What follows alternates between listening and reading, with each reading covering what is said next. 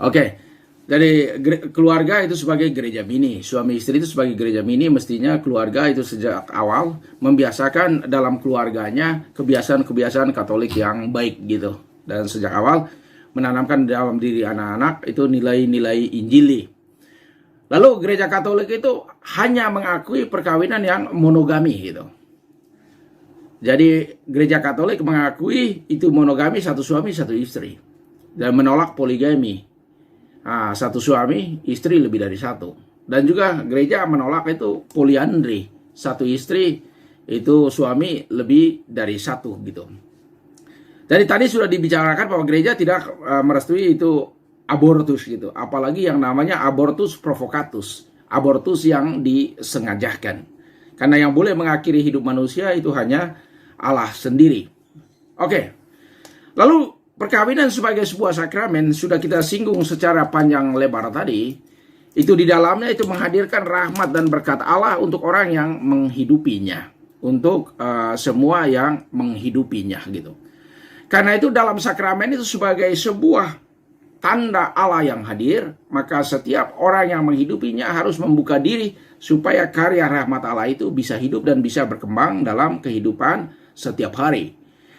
Dan melalui sakramen perkawinan, Anda hidup sebagai suami dan istri, membantu dan menolongmu untuk senantiasa bertumbuh, untuk semakin mengenal Allah, dan dipanggil kemudiannya untuk semakin mengutamakan Allah dalam hidupmu. Itu yang kita sebut panggilan dalam kekudusan, dan membangun gereja mini yang ada di dalam keluargamu, dan tujuannya yakni untuk memuliakan Allah. Semoga hidup kita semua, hidup suami dan istri, itu menjadi cara untuk memuliakan Allah dalam keseharianmu kelak gitu. Kehidupan berkeluarga itu kurang lebih seperti itu segelas susu coklat. Oke. Jadi segelas susu coklat itu apa maksudnya?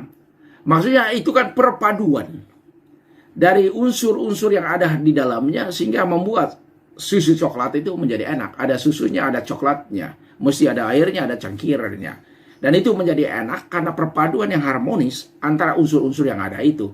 Susu itu beda, coklat itu beda, air itu beda, gula itu beda, gelas itu beda. Tapi telah dipersatukan, itu menjadi satu minuman yang enak, menyegarkan. Apalagi setelah internet connection ini putus nyambung. Bagusnya kalau punya minuman kopi susu seperti itu, enak kan? Maka teman-teman, hidup rumah tangga itu kadang seperti sambungan internet yang kita alami pada hari ini, mutus nyambung gitu. Tetapi andaikan ada hal yang membuat kita tidak connect dalam kehidupan setiap hari, usahakan untuk mengedepankan komunikasi yang baik. Karena setiap komunikasi yang baik bisa mengakhiri setiap diskomunikasi atau hal yang tidak cocok dalam kehidupan kita setiap hari gitu. Jadi perkawinan sebagai sebuah sakramen itu adalah panggilan Tuhan untuk setiap orang Katolik dewasa untuk menghidupinya dalam kehidupan berumah tangga. Ya, datangnya dari Allah sendiri dan diterima melalui gereja. Karena itu panggilan itu adalah panggilan yang kudus dan baik. Karena itu teman-teman mesti menghidupinya dengan bertanggung jawab dan sungguh-sungguh juga ke depannya. Oke. Lalu di depannya kita sudah berbicara banyak tentang perkawinan sakramental. Dan apa saja yang membuat perkawinan itu menjadi sakramental, apa tujuannya sudah kita bicarakan. Dan perkawinan sebagai sebuah sakramen itu datangnya dari mana, itu sudah kita singgung. Oke, sepintas itu sudah kita sampaikan tadi bahwa perkawinan menurut gereja Katolik itu adalah seorang laki-laki dan seorang perempuan membentuk antara mereka persekutuan seluruh hidup yang menurut sifat khas kodratnya terarah pada kebaikan suami dan istri serta kelahiran dan pendidikan anak antara orang-orang yang dibaptis oleh Kristus Tuhan diangkat ke martabat sakramen. Oke, jadi pembuat perkawinan itu menjadi sakramen adalah rahmat Allah sendiri yang kita terima melalui gereja. Oke. Ini ada tanda-tanda lagi internet itu unstabil gitu. Ini gejala-gejala mau putus lagi nih kayaknya. Oke. Jadi perkawinan itu disebut sakramental itu karena di dalamnya terjadi sarana dan berkat serta rahmat untuk kita ini bisa menerima kasih karunia Allah gitu. Dan perkawinan itu terjadi itu setelah itu kita dikukuhkan di hadapan itu ordinaris wilayah, imam atau diakon yang akan membantu kita gitu. Jadi kesepakatan pernikahan itu sekali lagi itu bersifat bebas, itu tanpa paksaan dari pihak manapun, dan disempurnakan dalam konsumatum, itu dalam hubungan intim suami dan istri. Itu yang menyempurnakan perkawinan sakramental dalam kehidupan berumah tangga gitu. Karena itu gereja Katolik itu menolak itu seks sebelum nikah, dan juga itu tidak mengaku itu gonta-ganti pasang. Itu hanya boleh itu dengan pasangan sendiri, itu satu suami dan satu istri gitu. Oke, tujuan perkawinan itu sudah tadi kita singgung di depan, itu kebaikan suami dan istri dan untuk memperoleh keturunan dan pendidikan anak gitu. Oke. Nah. Lalu berhubungan dengan itu kehidupan manusia, itu senantiasa juga kita dihadapkan dengan tantangan dan kesulitan. Setiap tantangan dan kesulitan itu senantiasa ada itu jalan keluarnya. Jangan pernah takut dengan tantangan. Karena tantangan itu membawa sesuatu hal yang baru untuk hidup kita, membawa pembaharuan dalam hidup kita. Yang paling penting di saat kita mengalami tantangan dan kesulitan, jangan pernah lari dari iman kita. Jangan pernah lari dari keyakinan iman kita. Karena bersama Tuhan, segala sesuatunya bisa kita lewati. Oke, manusia jatuh dalam dosa itu karena mereka berpaling dari kebaikan Allah dan mau itu menjadi seperti Allah. Di saat manusia hidup dengan kesombongan dan keangkuhannya, maka itulah awal dari kejatuhan manusia itu. Ajakan untuk kita, semoga kita senantiasa rendah hati dan terbuka hati kita kepada bimbingan dan perlindungan Tuhan dalam seluruh kehidupan setiap hari. Jadi kita bisa jatuh jika kita tidak percaya pada rencana Tuhan dan mengandalkan rencana kita sendiri. Maka sangat bagus teman-teman, kita tetap membuat rencana kita sendiri dan merencanakannya dengan baik dan mengundang Tuhan untuk terlibat dalam rencana itu dan mengundang Tuhan untuk hadir dan ada bersama kita dalam membuat rencana itu. Sehingga rencana kita menjadi rencana Tuhan, hidup kita itu menjadi cara Tuhan yang hadir dalam kenyataan konkret keadaan kita. Oke, dasar perkawinan Katolik ini hanya ulang saja, itu cuma satu, yakni saling mencintai. Oke, saling mencintai, itu dasar perkawinan Katolik, saling mencintai. Kalau kita tidak mencintai, berarti itu bukan lagi perkawinan Katolik. Lalu apakah dengan saling mencintai, nanti kita tidak akan berhadapan dengan tantangan, dengan konflik dalam hidup? Pasti akan berhadapan. Tapi cara kita menghadapi tantangan dan kesulitan itu menjadi berbeda. Karena apa? Karena kita memiliki iman, karena kita memiliki yakin. Mudah-mudahan itu tantangan yang kita hadapi, kita gunakan iman kita untuk menghadapi. Lalu yang kedua, di saat kita mengalami tantangan, selalu kita melihat sisi positif dari tantangan itu. Dan yang ketiga, di saat kita mengalami tantangan dan melihat sisi positifnya, kita belajar dari tantangan yang ada itu. Dan yang keempat, yakni kita selalu berjuang untuk terus belajar supaya apa yang kita lakukan dalam hidup itu senantiasa menggembirakan untuk diri kita dan berbagi dari apa yang kita alami. Oke, jadi rahmat yang kita terima dalam sakramen perkawinan itu ada banyak. Kita sebut saja sederhananya, itu kita saling mencintai satu sama lain lebih tulus dan lebih ikhlas lagi. Karena itu nanti dalam kehidupan berumah tangga, kosakata yang kita pakai yakni bukan engkau lagi, tetapi kita.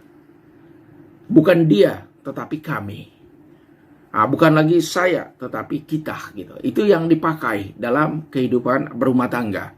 Sehingga kalau kita berbicara dalam keluarga senantiasa itu mewakili suami dan istri itu. Kami, kita gitu. Itu berhubungan dengan mereka atau berhubungan dengan orang-orang di luar kita. Jadi di dalamnya itu ada saling mencintai satu sama lain. Dan juga itu saling mengampuni satu sama lain. Bahwa ada kurang ada lebihnya, itu pasti. Tapi mestinya kita harus saling mencintai satu sama lain apa adanya dalam hidup kita. Dan juga rela untuk menanggung beban bersama. Karena kehidupan berumah tangga itu adalah kehidupan dua orang yang disatukan. Itu menjadi suami istri. Itu disatukan dalam sakramen. Maka kita harus siap untuk menanggung beban bersama. Karena dalam Injil Yohanes tadi itu kita katakan itu hendaklah kita itu memiliki cinta seperti Kristus mencintai kita, artinya rela berkorban. Jadi memanggul salib bersama. Bahwa dalam hidup harian nanti pasti ada banyak salibnya, tapi berjuanglah untuk kita sama-sama memanggul salib itu. Karena salib yang kita alami senantiasa membantu dan menolong kita agar iman kita semakin dimurnikan, dan juga komitmen kita untuk hidup berumah tangga itu semakin dimurnikan. Jadi yang berikutnya itu mencintai dengan lemah lembut. Mencintai dengan lemah lembut maksudnya yakni dengan hidup berumah tangga itu kita saling belajar. Karena teman-teman datang dari dua latar belakang yang berbeda. Dari latar belakang pendidikan yang berbeda, rumah tangga yang berbeda, keluarga yang berbeda, pekerjaan yang berbeda. Maka disatukan dalam keluarga, pasti ada banyak perbedaannya. Maka mudah-mudahan perbedaan itu tidak membuat teman-teman itu semakin susah untuk itu bersatu, tetapi menjadi sarana yang semakin memperkaya persatuan itu teman-teman dalam kehidupan berumah tangga nanti. Dan berikutnya yakni menerima dan mendidik anak-anak. Tugas dan tanggung jawab teman-teman, kewajibannya yakni itu menerima anak-anak dan mendidik mereka gitu. Nah, maka tadi di awal tadi itu kita bilang tujuan perkawinan Katolik, satu, kebaikan atau kebahagiaan suami istri, lalu yang kedua yakni memperoleh keturunan dan pendidikan anak gitu. Jadi ini mendidik anak itu adalah tanggung jawab bersama, bukan hanya tanggung jawab satu orang gitu. Jadi dua-duanya itu harus bertanggung jawab di dalamnya. Jadi jangan lagi itu seperti orang-orang tua dulu, urusan rumah itu urusan istri gitu, urusan di luar rumah itu urusan suami gitu. Mesti sekarang itu kita berubah, urusan di rumah itu urusan bersama suami dan istri, dan urusan keluar juga adalah urusan bersama suami dan istri. Dan teman-teman itu sudah sangat terbiasa dan sangat tahu tentang hal itu gitu. Oke. Lalu dalam kehidupan berumah tangga, dalam kehidupan itu berkeluarga itu yang membentuk keluarga atau yang membentuk rumah tangga itu di saat itu teman berdua nanti saling menukarkan janji. Di saat teman-teman itu menukarkan janji pernikahanmu, di saat itulah keluarga itu terbentuk. Dan di saat itulah teman-teman menjadi sah sebagai suami dan istri. Dan juga pembentuknya adalah baptisan yang diterima. Ini dalam konteks sakramental ya. Itu baptisan yang diterima oleh suami dan istri. Karena perkawinan sakramental itu hanya perkawinan untuk orang Katolik. Aduh, putus lagi. Sambung lagi ya. Bisa dengar?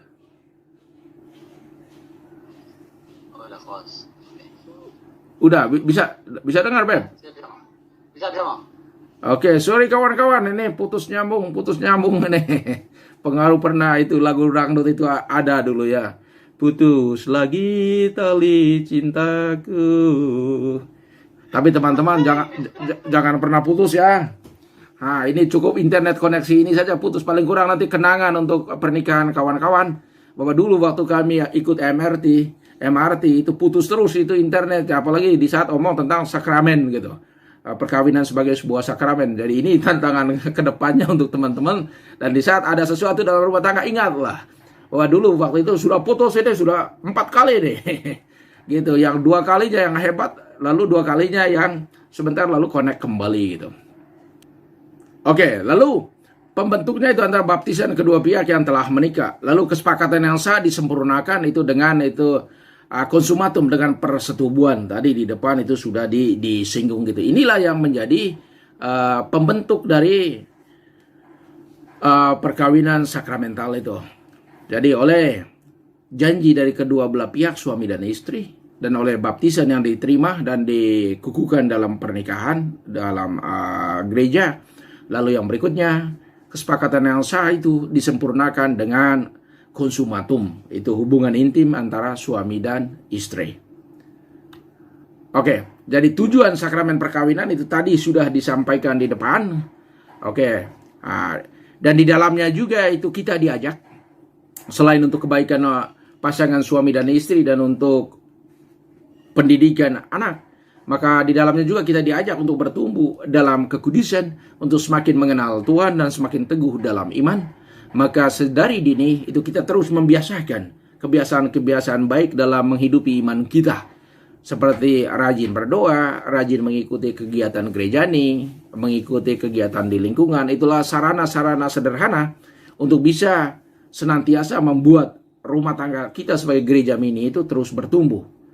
Lalu terus membangun semangat hidup menggereja yang baik gitu.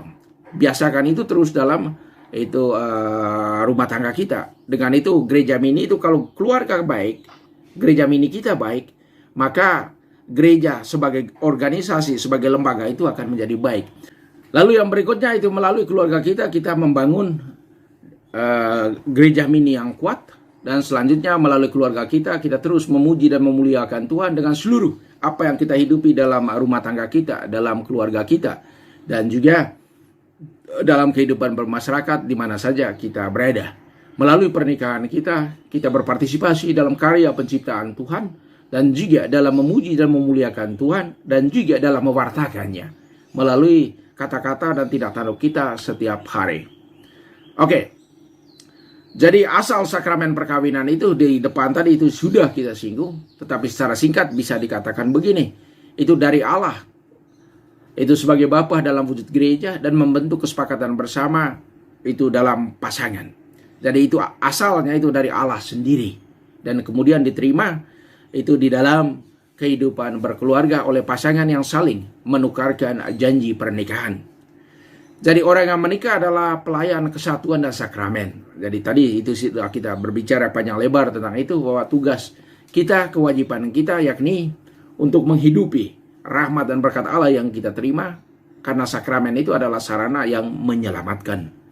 Dan pernikahan kita itu dikukuhkan dan diteguhkan oleh imam atau diakon, dan sebagai saksi resmi pernikahan itu. Dan juga dibutuhkan saksi lain di dalamnya, yakni itu 2 saksi yang sah dari awam, dan kemudian umat yang hadir waktu itu juga itu mendukung dan menyaksikan pernikahan kita. Oke. Lalu kehidupan berumah tangga itu seperti membangun sebuah rumah. Jadi ada teman-teman di sini sudah punya pengalaman itu dalam membangun rumah gitu. Untuk membuat sebuah rumah itu menjadi baik dan indah, pertama-tama mesti ada perencanaannya. Perencanaan membangun rumah itu mulai dari memilih lokasinya di mana, atau membeli dulu lokasinya. Sesudah membeli lokasinya, lalu kita merancang rumahnya akan seperti apa. Sesudah merancang rumahnya seperti apa, lalu kita akan membangunnya seperti apa gitu. Dan sesudah membangunnya, kita ciptakan rumah itu supaya menjadi rumah yang indah gitu. Home, sweet home gitu. Jadi kita menekankan home ketimbang house. Karena house itu just a building. Tetapi home itu lebih kepada atmosfer, lebih kepada suasananya. Karena itu mudah-mudahan rumah tangga yang teman-teman bangun itu menjadi rumah tangga yang menggembirakan, yang menyenangkan dan mendatangkan berkat untukmu. Dan juga untuk siapa saja yang hadir dalam keluargamu kelak gitu. Maka dalam membangun rumah tangga seperti biasa, seperti yang tadi itu sudah kita butuh perencanaan, dan sesudah membangunnya itu kita butuh menata, dan penataan itu berlangsung terus menerus. Itu perlu menjaganya juga itu terus menerus, dan kita perlu merawatnya itu sepanjang waktu, dan kita perlu memperbaikinya kalau ada yang rusak. Begitulah rumah tangga. Mesti senantiasa kita tata setiap saat, senantiasa kita menjaganya, senantiasa kita merawatnya, dan senantiasa juga kita memperbaikinya. Dan itu diperbaiki oleh suami dan istri, diperbaiki oleh semua yang menjadi anggota rumah tanggamu, oleh kamu sendiri dan juga oleh anak-anak yang lahir dari pernikahanmu nanti. Karena itulah proses yang mesti dilewati oleh setiap keluarga, merencanakan lalu membangunnya. Sesudah itu menatanya, menjaganya, merawatnya, dan memperbaikinya. Yang kita ciptakan adalah itu home sweet home, keluarga yang sejahtera, keluarga yang harmonis gitu. Maka kita berjuang untuk meningkatkan hal-hal yang spiritual, nilai-nilai yang lebih kekal sifatnya dalam kehidupan berumah tangga gitu, bukan hal-hal yang sesaat. Semua materi yang kita kumpulkan itu berguna, bermanfaat. Tetapi hal yang diingat yakni semua yang kita kejar, semua yang kita cari, itu nanti yang kita tinggalkan. Maka yang kita bawa cuma saling mencintai, saling memaafkan, saling pengertian, saling mendengarkan, dan iman yang kita miliki. Semua hal itu. Sedangkan uang kita tinggalkan, mobil kita tinggalkan, rumah kita tinggalkan, segala-galanya itu kita tinggalkan. Yang kita bawa itu pengertian, saling mencintai, saling memaafkan, saling mendengarkan, dan iman. Jadi yang kita perlukan untuk membangun sebuah perkawinan sakramental, yakni saling mencintai. Dan mencintai itu harus terus dijaga, harus terus dihidupkan, dan harus terus dibangun setiap waktu. Oke, apa yang membedakan itu perkawinan sakramental dan perkawinan biasa? Oke, perkawinan sakramental itu perkawinan yang terjadi dalam gereja Katolik antara orang Katolik yang sudah dibaptis, seorang laki-laki dewasa dan seorang perempuan dewasa yang tidak terlarang hukum. Oke, dan itu dikukuhkan dalam gereja, dan di dalamnya mereka itu saling menerima satu sama lain. Dan tujuannya yakni kebahagiaan suami istri, kebaikan suami istri, dan pendidikan anak. Itu tujuan dasar, saling mencintai. Lalu perkawinan biasa yakni tetap itu kesepakatan antara dua orang, dewasa laki-laki dan perempuan gitu. Tetapi bedanya yakni kesepakatan itu ikatannya itu seperti apa. Misalnya itu perkawinan adat atau perkawinan sipil. Perkawinan sipil saja cuma syaratnya sederhana, bahwa Anda berdua itu mau untuk hidup berumah tangga, sesudah itu bawa saksinya, selesai. Itu untuk perkawinan sipil. Lalu perkawinan gereja tidak cukup itu. Itu harus melengkapi banyak hal. Karena dalam perkawinan gereja yang sakramental, itu pertama-tama yakni di dalamnya itu pelayanan pastoral. Itu kepada setiap orang yang menikah dan tidak terlarang hukum, itu dilayani gereja. Lalu yang kedua itu perkawinan Katolik itu berhubungan dengan hukum gereja. Karena itu teman-teman melengkapi administrasi pendukungnya, seperti surat baptis nanti, kakak keluarga Katolik, di samping itu kakak sipil, dan itu kakak negara, akte, dan termasuk ya MRT ini itu sebagai persyaratannya, dan beberapa hal lain lagi gitu. Oke, maka dalam membangun itu perkawinan sakramental mesti ada rencana yang sangat baik. Dan teman-teman sudah membuat itu. Dan sudah merancangnya itu bersama-sama akan seperti apa ke depannya. Kalau masih teman-teman ragu dengan pasanganmu, ya masih ada cukup waktu untuk memikirkan itu. Jadi dalam kehidupan itu berumah tangga nanti itu perlu komunikasi yang baik. Perlu terus saling mengenal satu sama lain dengan lebih baik, tentang yang lebih dan yang kurangnya, tentang yang positif dan juga yang negatifnya. Yang positifnya kita kembangkan, lalu yang negatifnya itu kita kurangi. Oke. Dan memutuskan untuk menikah itu dengan seluruh konsekuensinya, bahwa kita menikah atau Anda menikah pasti ada konsekuensinya. Anda meninggalkan ego masing-masing dan mulai tinggal bersama. Jadi kita meninggalkan keakuan kita dan untuk mengedepankan kekitaan itu pasangan gitu. Jadi menjaganya itu dengan cinta yang tulus, saling pengertian, saling memaafkan, saling mendengarkan, dan iman yang teguh. Jadi kita mesti terus merawat rumah tangga kita, keluarga kita, baik secara jasmani maupun secara rohani. Oke. Dan di dalamnya juga gitu, kita semua itu diajak untuk senantiasa lebih bijaksana dan setia gitu. Bahwa dalam kehidupan berumah tangga pasti ada banyak kesulitan dan tantangan, tetapi jangan pernah takut dengan kesulitan dan tantangan. Sejauh kita terbuka kepada kehendak Tuhan dan juga terbuka kepada hal-hal yang baik, maka tantangan itu akan senantiasa dilewati.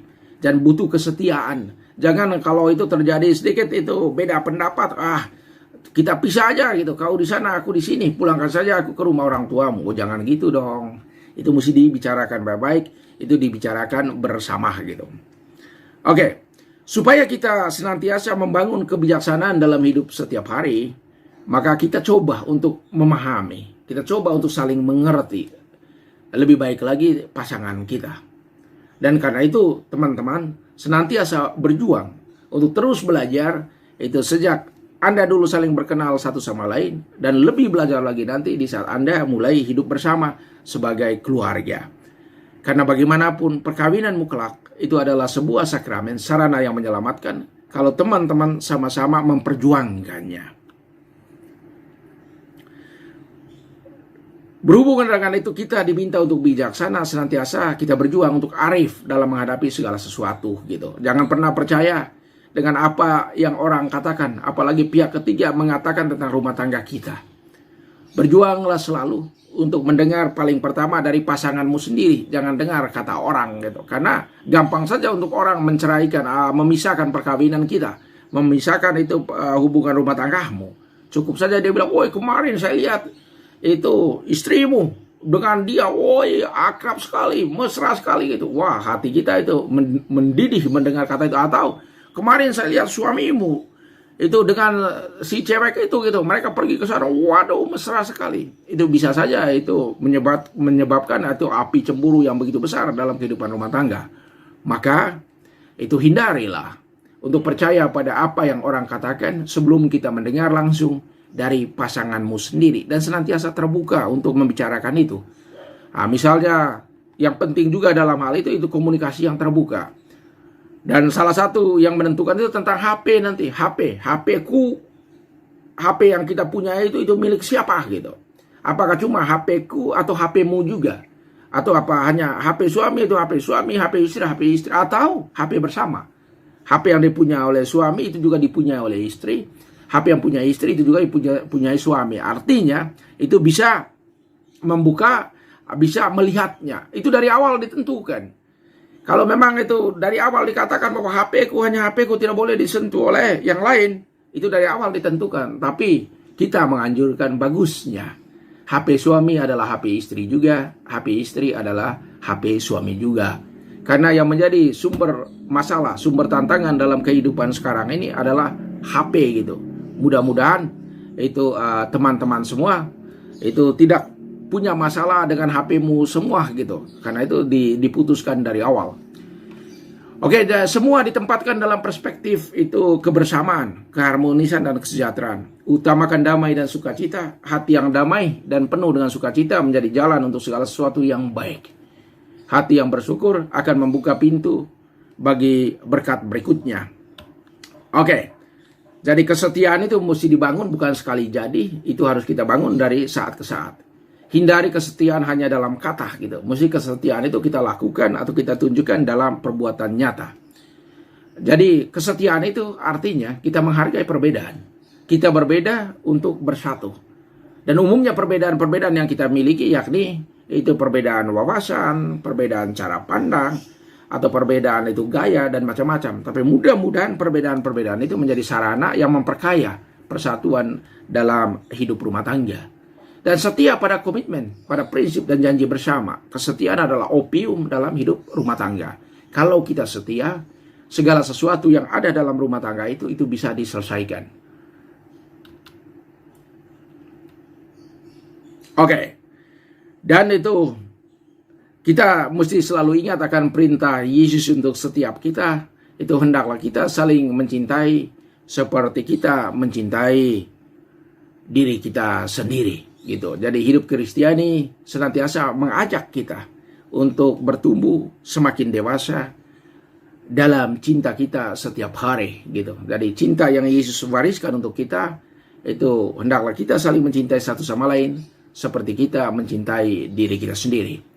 Jadi kita memiliki gereja yang senantiasa menuntun dan menolong kita untuk semakin bertumbuh dewasa dalam cinta. Dan setiap kita diajak untuk senantiasa mengedepankan kebaikan bersama ketimbang kebaikan individu atau pribadi dalam kehidupan rumah tangga. Kalau Anda sudah menikah nanti, itu bukan lagi aku, bukan lagi dia, tetapi kita. Kedepankan itu prinsip kitanya, kekitaannya, ketimbang prinsip keakuannya. Oke, lalu berikanlah selalu tempat untuk Kristus dalam kehidupan kita setiap hari. Karena di saat kita dekat dengan Yesus, segala sesuatunya menjadi mungkin dan segala sesuatunya bisa diatasi dan ada jalan keluarnya.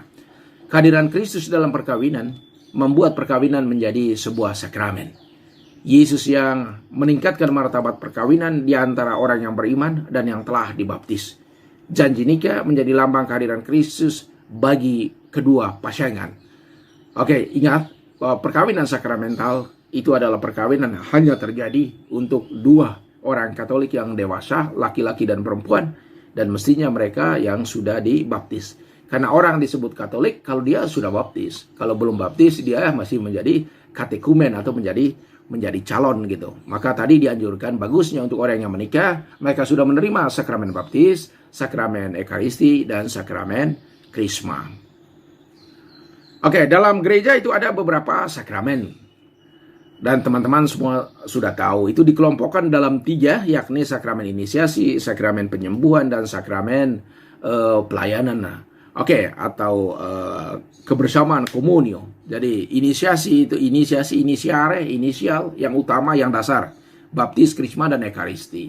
Sakramen penyembuhan yang memperbaiki, yang mempersatukan lagi, yang mereconcile itu hal yang tidak cocok itu menjadi baik kembali, yaitu sakramen tobat dan sakramen perminyakan orang sakit.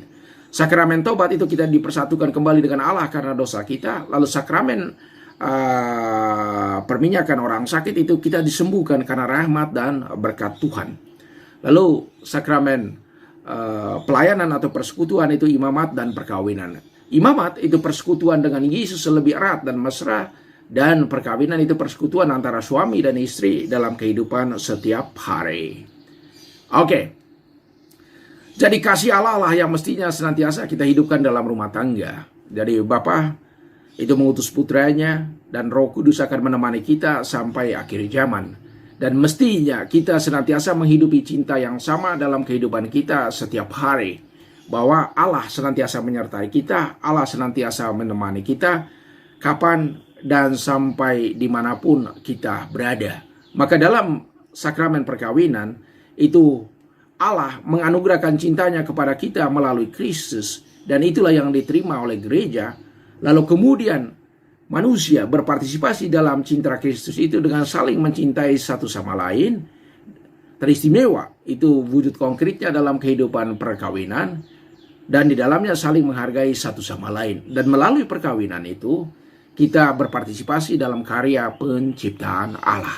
Karena hanya dari keluarga datangnya atau lahirnya atau terus bersambungnya generasi manusia.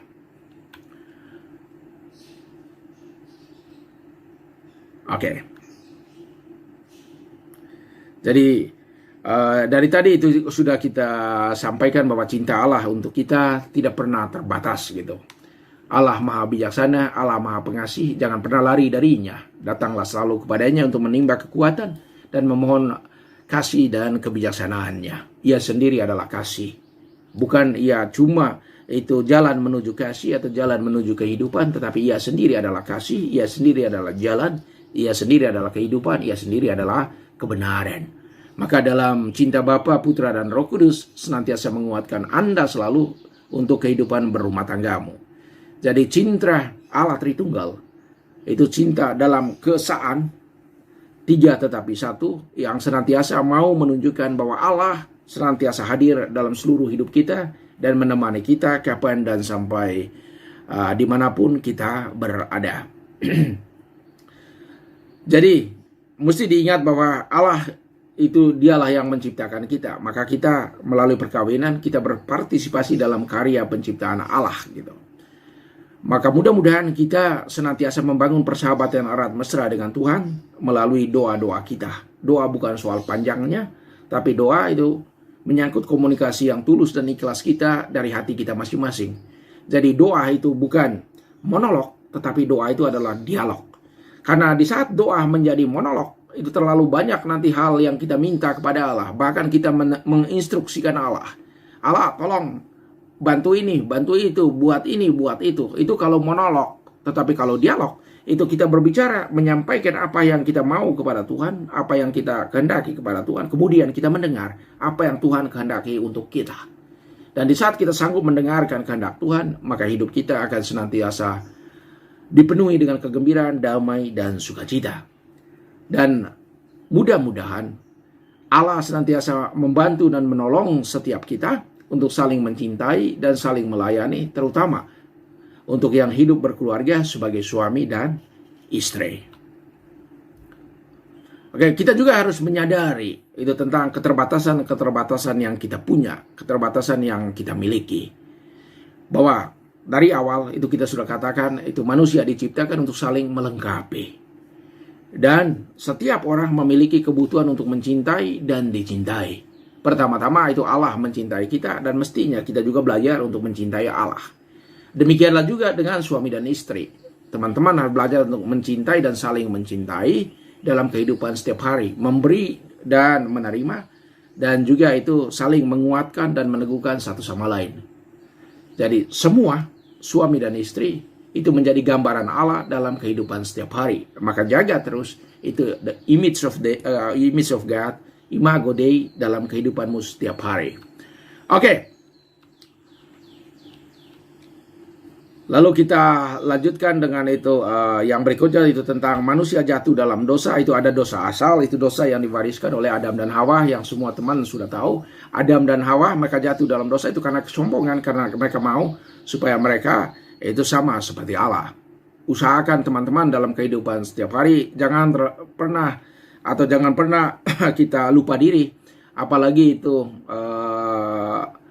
over proud tentang diri kita sendiri dalam kehidupan setiap hari. Karena dosa Adam dan Hawa itu mereka diusir dari Taman Firdaus itu karena mereka terlalu angkuh dan terlalu sombong. Awal dosa, awal kejatuhan itu adalah kesombongan. Karena itu teman-teman, mari kita terus rendah hati, mari kita terus itu saling mengingatkan satu sama lain agar tetap rendah hati dan mencintai dengan tulus dan ikhlas. Jadi dosa itulah yang membuat kehilangan persahabatan kita dengan Allah, dan kesombongan itulah yang menyebabkan kita jatuh dalam dosa, dan dosa mengganggu segala sesuatunya dan membuat kita kehilangan damai dalam hidup. Umumnya kalau kita kehilangan damai dalam hidup, banyak tantangan dan kesulitan yang bakal kita alami. Oke. Jadi kalau kita jatuh dalam dosa atau ada kesalahan dalam hidup kita, ingatlah bahwa Allah senantiasa setia. Pencipta kita senantiasa setia. Dia senantiasa menerima kita kapan dan di mana saja. Ia senantiasa menunggu kita untuk kembali memohon kekuatan kepadanya dan memohon ampun darinya.